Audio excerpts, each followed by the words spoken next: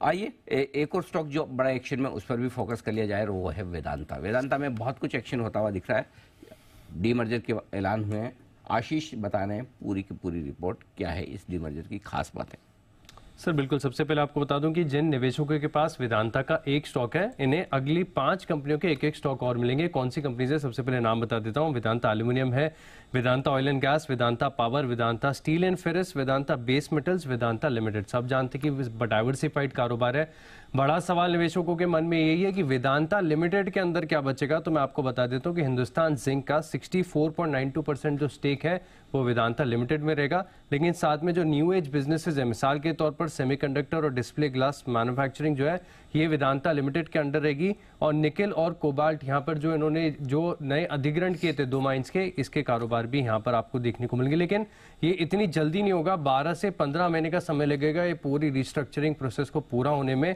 और इस कारोबार को अगर आप समझ भी लें तो एनालिस्ट की जितनी भी रिपोर्ट्स मैंने पढ़ी हैं, सब में बताया जा रहा है कि वेदांता का जो एल्यूमिनियम और ऑयल एंड गैस बिजनेस है, ये काफी ज्यादा ल्यूक्रेटिव है। मिसाल के तौर पर अगर आप देखें तो वेदांता एल्यूमिनियम में टोटल फिलहाल अगर आप ओवरऑल रेवेन्यू में देखें तो 36% हिस्सेदारी जो कंट्रीब्यूशन कर रहा है वो एल्यूमिनियम बिजनेस कर रहा है, और ये टॉप लाइन के लिहाज से भी अच्छा है। और अगर आप कामकाजी तौर पर भी देखें तो मार्जिन के हिसाब से भी देखें तो काफ़ी बढ़िया ही है।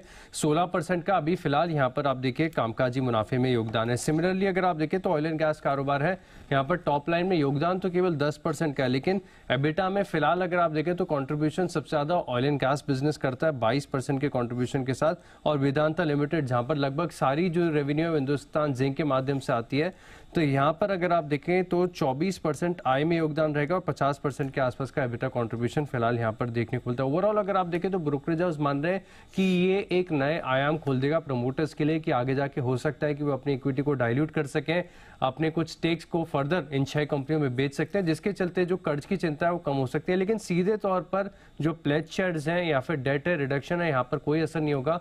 ऑपरेशनल परफॉर्मेंस के ऊपर भी देखें तो ब्रोकरेज हाउस की तरफ से कोई बड़ी नहीं है, लेकिन यहाँ एक बात को जरूर हाईलाइट करके कहा गया कि वैल्यू अनलॉकिंग बेहतरीन तौर पर यहाँ पर निवेशकों को देखने को मिलेगी।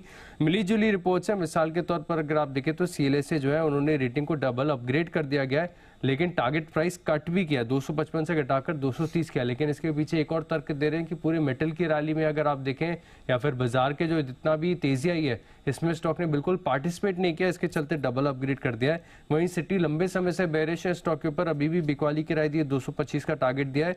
लेकिन नोवामा मान रहे कि ये जो रीस्ट्रक्चरिंग अनाउंस हुई है शेयर होल्डर्स के लिए फेवरेबल है। खासतौर पर अगर आप देखें तो ये भी एल्यूमिनियम के बिजनेस को काफी क्लोजली मॉनिटर करके देख रहे हैं। तो यहाँ पर 249 का टारगेट दिया है। और ब्रोकरेज हाउस में सबसे ज्यादा पसंद आई है फिलिप कैपिटल को, पूरी रीस्ट्रक्चरिंग, जिन्होंने अपग्रेड भी किया है, खरीदारी किराया भी दिया और 290 रुपए का टारगेट भी दिया। ओके, 290 का टारगेट फिलिप कैपिटल की तरफ से, 255 सीएलए से। ये है आपके लिए वेदांता इस वक्त आता हुआ 255 से